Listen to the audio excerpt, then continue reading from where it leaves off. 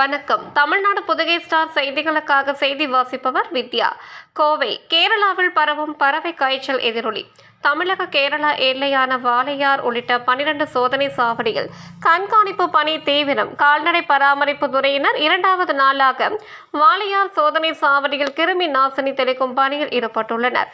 கேரளா மாநிலம் ஆலப்புழா மாவட்டத்தில் எடுத்துவா மற்றும் செருதானா கிராமங்களில் இயங்கி வரும் சில கோழி பண்ணைகளில் வாத்துக்கள் அடுத்தடுத்து இறந்தது. இந்த இறந்த வாத்துக்களை ஆய்வு மேற்கொண்டதில் H1N1 என்ற பறவை காய்ச்சல் பாதிப்பு இருப்பது உறுதி செய்யப்பட்டது. இதையடுத்து கேரளா மாநிலத்தில் பறவை காய்ச்சல் தடுப்பு நடவடிக்கைகள் மேற்கொள்ளப்பட்டு வருகின்றன. மேலும் கேரளாவில் பறவை காய்ச்சல் பரவியுள்ளதால் தமிழக எல்லை பகுதியில் கண்காணிப்பு தீவிரப்படுத்தப்பட்டுள்ளது.